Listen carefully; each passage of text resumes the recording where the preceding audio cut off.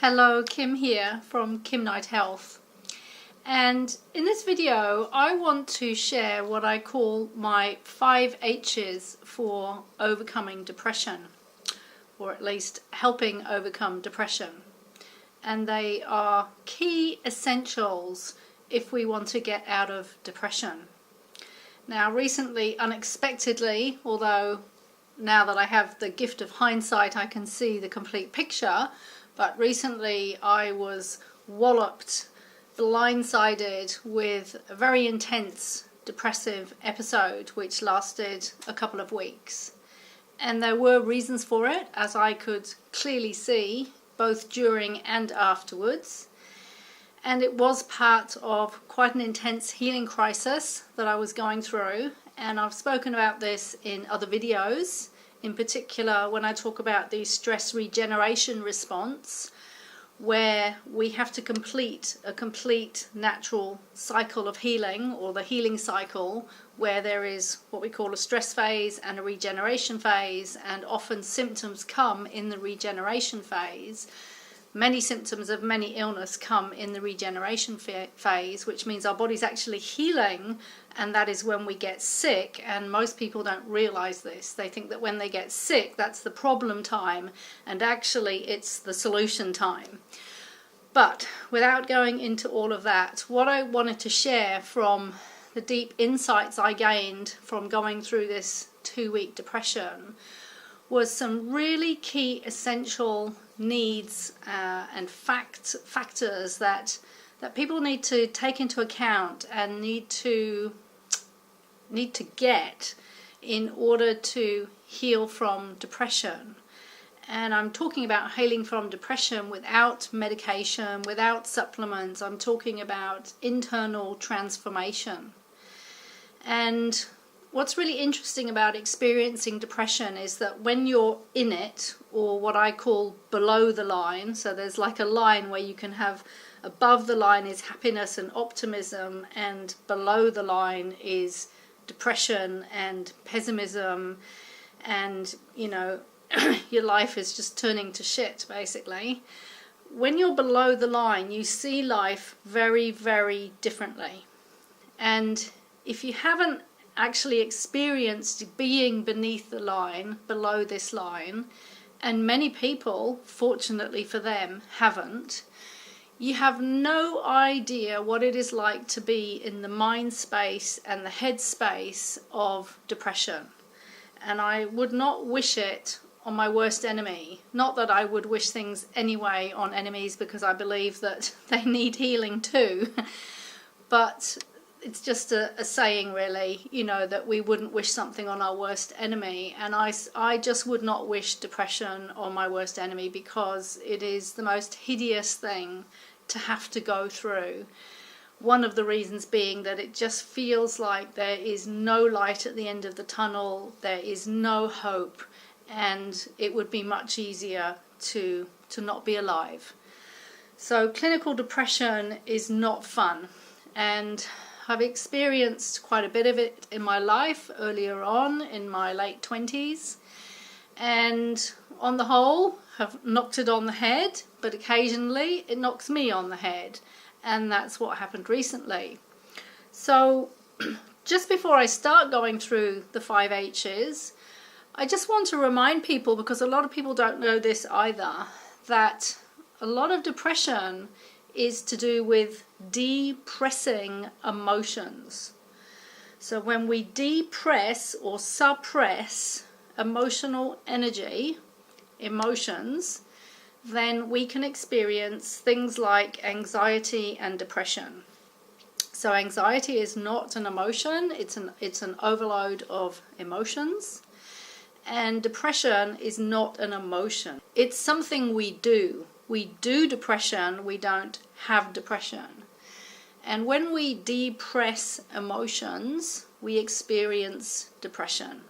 And we don't just depress the unhappy, negative emotions, we depress all our emotions. That means all the good stuff as well. Everything just gets squashed down. So what is interesting from that is that I found that there are certain core emotions which tend to really build up to depression.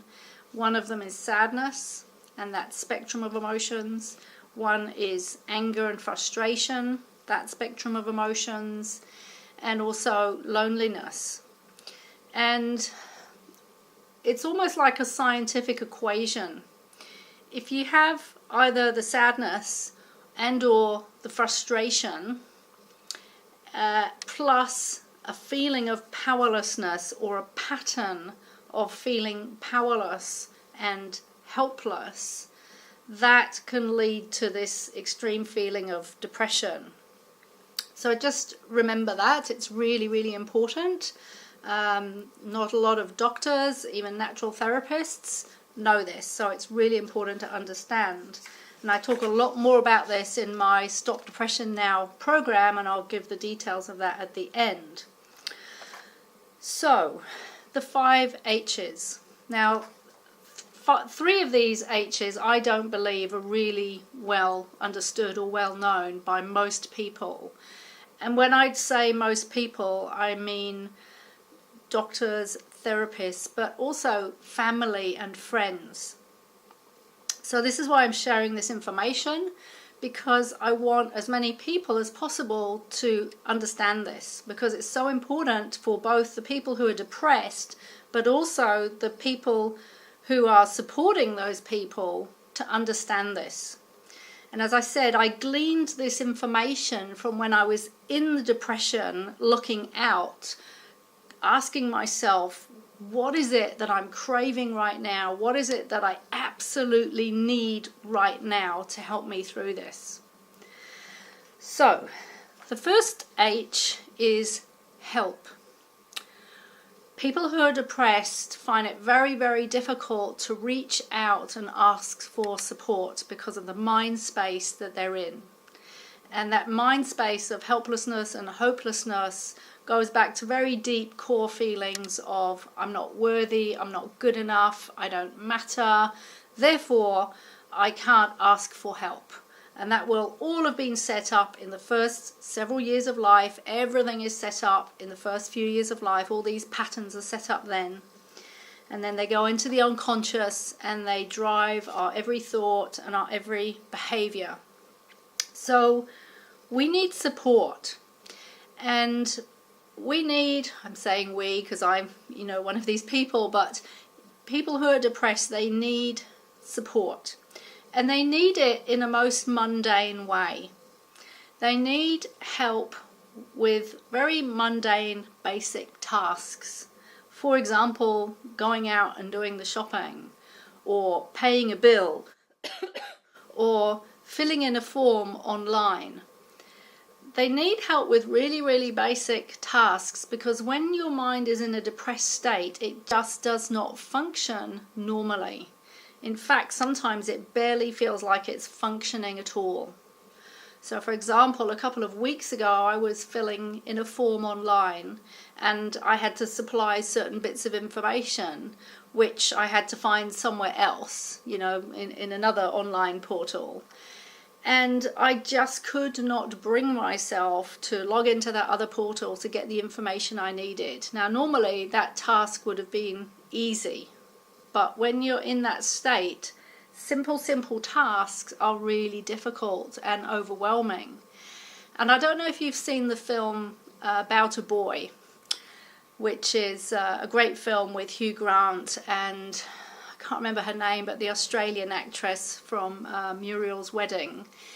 And she, the woman, she is playing the part of a depressed mother. And she plays it fantastically. And there's one moment where she's trying to get some crockery out of a cupboard in the kitchen. And she can't quite reach the plates. And she just crumples up in a heap, crying.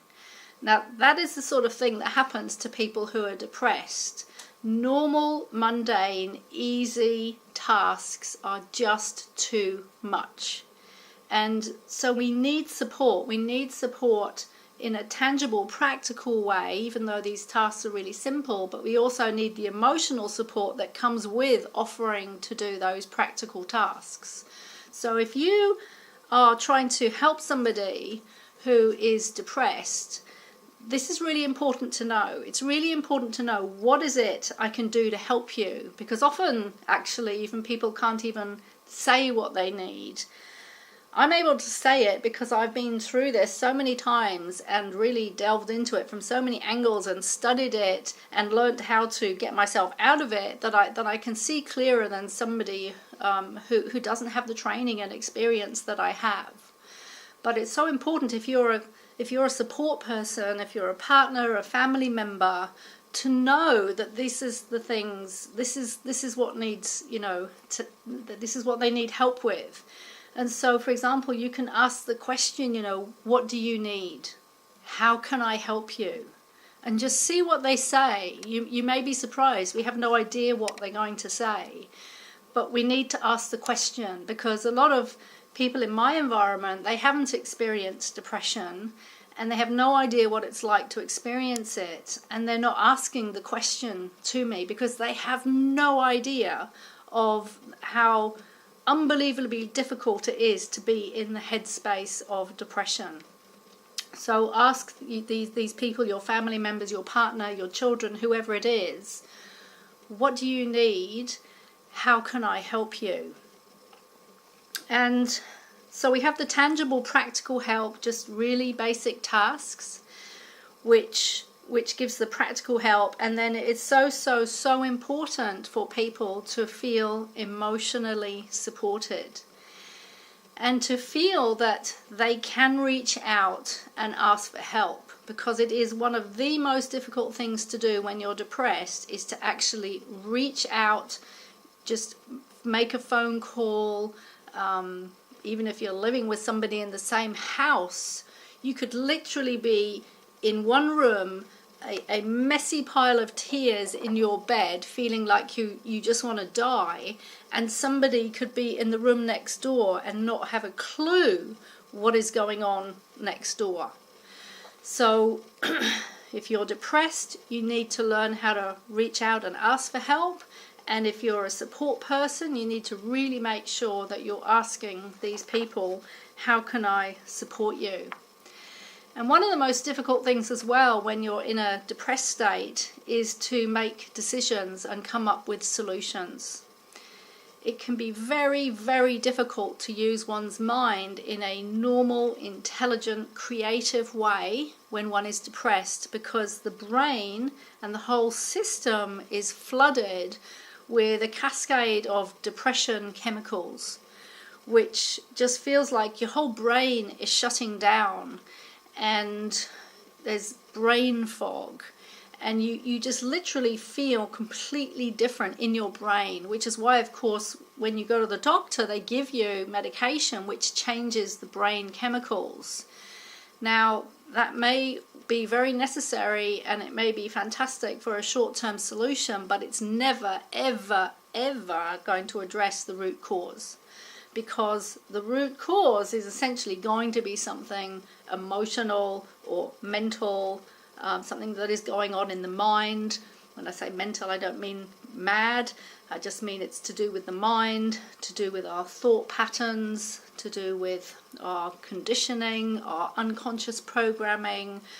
It all starts there, and popping a pill isn't going to change that. It's not going to solve it. Although, there are many people who do benefit from medication and then they can get back into their life because they can function better. And I think there are a percentage of people who it does work for. But there are also many, many people who, taking the medication, it doesn't work. It's because we have to get to the root cause. We have to get to the root cause of the unhappiness and the stress, and we have to solve that. So, coming back to this issue of it being quite hard to make decisions and to think clearly, please bear that in mind if you're talking with or living with or trying to help a depressed person. They need help making decisions. Just even sometimes, what shall I have for dinner? Or shall I apply for that job or this job? Or shall I do this task or that task? It can be really, really difficult. And because there's this difficulty in asking for help, people can get stuck and get very, very stuck in their head and not get out of this dilemma that they're trying to resolve. So if you're the depressed person, please have the courage to reach out and ask for help. And if you're the supporter, please ask the person, is there anything that you need help with, in terms of, is there anything that's going on inside your head that you're not talking about that you need help with? So that's the first H, help. The second H is hope. So when one is depressed, and I remember the first time that I was diagnosed with clinical depression, and I'd never even heard of the word at the time, I was 28, and over a period of time, the depression got worse and worse and worse until I ended up in hospital with a breakdown, which actually, as I learnt later, as I put the pieces together, was a breakthrough in consciousness. It was a breaking down of old mental paradigms to come into a new level of consciousness. And this can often be what is happening simultaneously when we're going through depression, and that can only really be ascertained when you do a case take with a client, and you know the signs to look for to understand, is there a spiritual crisis going on here? Because often there is, and often it is missed. But when I had that first crisis, I remember very, very clearly sitting in my lounge one day, feeling incredibly, intensely depressed, not having the knowledge that I have now, not any of it. All I knew was that I felt like I was closing in on myself and that there was absolutely no hope at the end of the tunnel. There wasn't even a pinpoint of light. And at the time I was in a relationship, and my partner kept saying to me, you'll come out of this, you'll come through this, you'll come through this, you'll come through this. And somehow, even though I didn't believe it necessarily, and I had no idea how, I heard those words, and they gave me hope. So it is so important, if you are a supporter, that you tell that person, you'll come through this. Hang in there. You'll come through this. Hang in there. You have to repeat it, repeat it, repeat it. Because even if you don't think it's getting through to them, I can assure you it is. It makes the world of difference when you hear those words.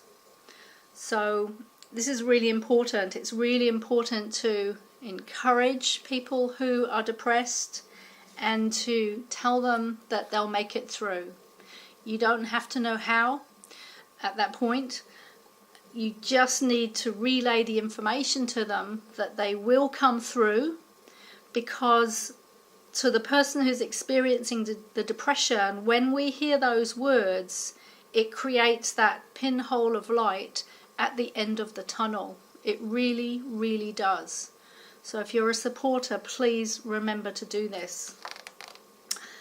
The third H is held, to be held. And actually I would say out of all 5 H's that I'm going through today, this is the one that is least done. It's certainly been my experience, but from what I've observed, I would say in general, this would be true. So, being held. What I mean by that is that we are literally held, we are hugged, we experience nurturing touch. And I don't just mean hugging somebody for 3 seconds and then sitting back down on the couch. I mean holding that person as if you were holding a 6-year-old who was needing emotional support. When you hold a child or a baby, you don't who's crying or upset, you don't just hold them for 3 seconds and then put them back down on the couch. But that's what we do as adults. We have lost the art of touching people in a nurturing, loving, completely non-sexual way. And this is absolutely essential.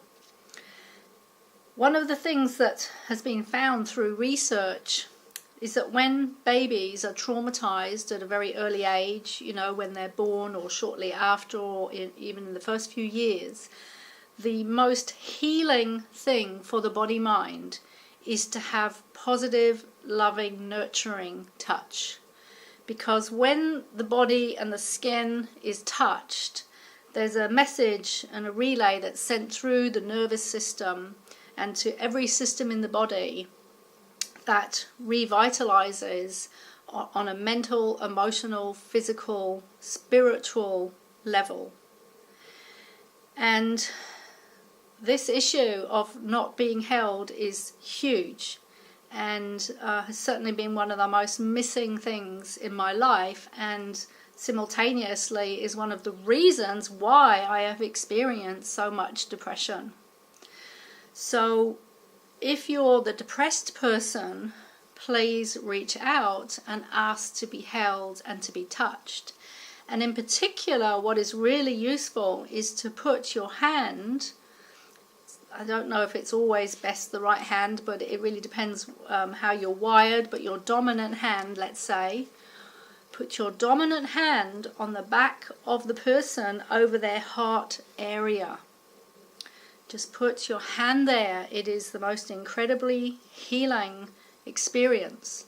And you can do this now. If you're listening to this and you're listening with somebody else, just with each other, just put your hands over their back, over the heart area, and you can just rub around slightly, very slightly, and just notice what that feels like in your body. Even just putting your hands on their shoulders and just holding them there, because in the upper arms and the shoulders to feel a sense of support. This is life-changing, being touched. It is absolutely life-changing, which is why many years ago when they had these pictures, I remember, of Romanian orphans in orphanages in Romania. And the reason they were so traumatized was because they weren't receiving, or one of the reasons, not the only reason, obviously they were orphaned, but one of the reasons they were so traumatized was because they weren't getting any nurturing touch. And it doesn't matter whether it's an animal like a cat or a dog or a cub of some sort, or whether it's a human being, we absolutely have to have positive nurturing touch. It is unbelievably healing. And the interesting thing about touching that place on the back is that we can't actually really touch that place ourselves. It's like, yes, if you do yoga, you can put your hands up there, but you can't give this type of touch to yourself. It can only be given and be received from somebody else. So if you were trying to help a depressed person, you could just sit down on the sofa next to them and not say a word, and put your hand on their back, on their behind their heart, in their heart chakra area, and rub very slightly, and they will feel that, and it will transform something inside at a very deep level. And this sort of stuff is just not done. It's not done in hospitals, it's not done in homes, in the family homes. People don't realize the power of this. So please put that on your list. So far I've talked about help, hope, and holding. And these are the 3 H's which I think are not very well known, not very well understood in terms of practical application and the effect. So there's 2 more to go. So the next one is healing. Obviously, we have to get to the root cause of what is it that is causing me to depress my emotions, which is then causing me to experience anxiety and depression and everything that goes with that. So we really need to understand what is it that's caused this. And in my experience, there are always 2 levels, and it's what I call the surface and the deep. The surface is what I call what is going on right now. It's our current situation, something in our life, something in our environment which isn't going right.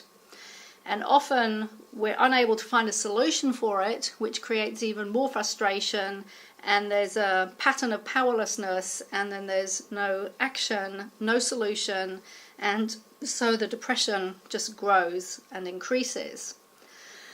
So we have this surface level situation that is going on, and that will be very real, and it needs to be addressed, and often we can affect quite a result of reducing depression through just identifying what those situations are and addressing them.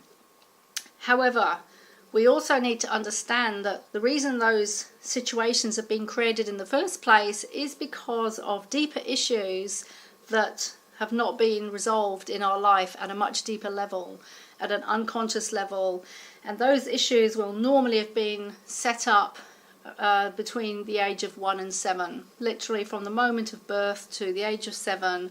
Whatever has happened in our life during that time, whatever traumas, events, situations, life events, emotional situations, etc., they all create patterns of how we deal with our emotions, patterns of how we think, and later down the line that leads to problems, life problems.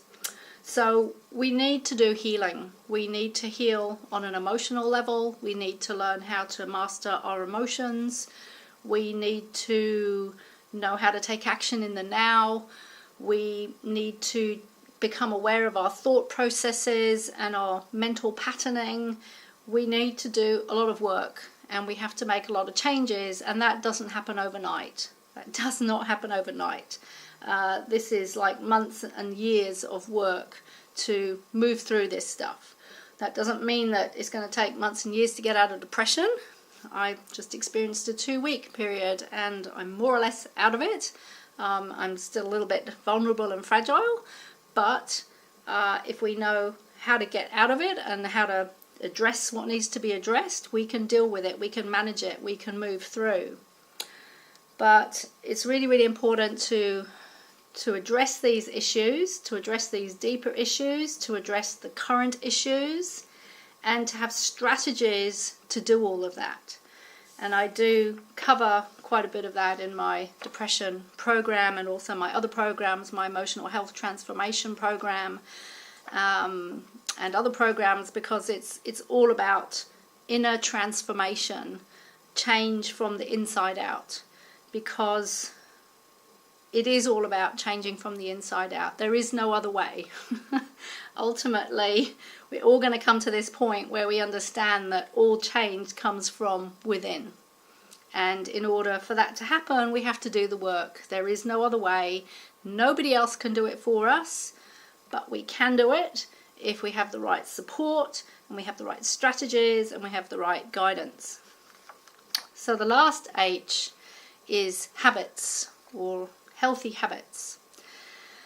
So one of the things that is really, really useful when we're in the depths of depression is to make sure that we are looking after ourselves as best as we can, because it can be quite easy to slip into really negative, harmful habits, such as not bothering to go for a walk, not going out in the fresh air, eating junk food, not bothering to eat. We can do all sorts of things which are not beneficial to that depression and which exacerbate it. So if we can be mindful that to get out of that depression, we need to focus on doing as much positive stuff for ourselves as possible, then that is going to help us move out of that depression on a basic sort of physical level. So for example, eating the right food, finding out what foods are beneficial for depression and which ones are going to exacerbate depression. For example, doing some exercise, even if it's just a gentle walk, is definitely probably not, well, I wouldn't say definitely, but not necessarily, the right thing to go and do a really hard workout at the gym when you're feeling depressed. Maybe it is, for you know what's right for you. But if you're finding it really hard just to get outside and do your normal walk, just go for a shorter walk. If you normally walk for 20-30 minutes, just go outside for 5 minutes. Make sure that you're breathing in sunshine. It is so important to have fresh air and sunshine. Breathe that sunshine into your pineal and your pituitary glands. Another thing is to have a daily routine of some sort. So when you get up in the morning and you just don't feel like getting out of bed, make some sort of a plan. Just something, just some rough plan, so that you have something to do that day. Even if it's get up, have a shower, watch a TV program, cook lunch, phone a friend, check emails, just really, really simple stuff, but have something to do. And in another video I'm going to go through a long list of depression tips, so I'm going to leave that more, what one could put on one's daily routine to that video. But it is important to have some sort of routine, and if possible some regular things on that routine, so that there are regular things that you do every day. So every day I have breakfast at a certain or approximate time. Every day I check my emails or something at a certain time, because having something to do is really, really important. I remember some years ago hearing somebody say that we all need 3 things in life. We need something to look forward to, something we love doing, and somebody or something to love. Obviously we need more than that, but it's quite a nice little succinct thing to remember, that we do need something to look forward to, because we need to be doing something. We need to be creative. We get extremely bored and frustrated if we don't have something to do. We need something or someone to love, and we need something to look forward to doing. So coming back to the healthy habits, for example, Qigong, meditation, yoga, these are very, very healthy habits, and they will help. Even though it can feel incredibly difficult to do these practices when we're in a depressed state, if you can just try and do a little bit, just 5 minutes, it will help, and then build it up. And then we need to really watch our negative thinking. One type of thinking which a lot of people have, which has been one of my favorites, which I'm slowly, I've been quite rapidly actually decreasing, is what I call worst case scenario thinking, or WCST for short. So worst case scenario thinking is when we're just continually expecting the worst ever thing to happen. And this is quite common. And the interesting thing is, it's crazy, because we could expect the best thing to happen, but if we have a depressive personality or depressive patterns, then we will have a habit of thinking very negatively, being pessimistic, and expecting the worst to happen. So we need to get on top of these mind habits. We need to first of all become aware of them, because you can't change anything that you're not aware of. So first of all, we have to become aware of our thinking without any judgment. And then we have to commit to, every time that we notice we're doing that thinking again, to stop it. We just have to stop it, cancel, stop. And then you can replace it with a new, more positive, optimistic, healthy thought. And this is absolutely essential. Of course, from the healing perspective, we need to look at then, well, why? Why have I been doing this? Why have I had this pattern? Because there will be reasons for it. So we need to really get on top of our mind habits. So we have many different habits. We have emotional habits, how we manage our emotions or not. We have mind habits, how we manage our thoughts or not. We have our everyday lifestyle habits, how we manage our life. All of these habits have to be observed and recognized, and if necessary, changed. So these are the 5 H's. The 5 H's again are help. We need to be able to ask for help. Supporters need to offer help. We need hope. We must have hope, and it's so important for supporters to give that hope. We need to be held and touched in a supportive, nurturing way, physical nurturing touch. We need to heal. We need to heal the causes of what has caused this depression. And we need to create healthy habits. And these 5 H's will go a long, long way to healing depression and not having to rely on medication or supplements. It's totally possible to change just about anything from the inside out. I absolutely know this. I've experienced it for myself. My clients have experienced it. Our body has an innate ability to self-heal. Doesn't mean it's always an easy process, but we can do it. So I hope this has been helpful. Please share this if you think this is useful information.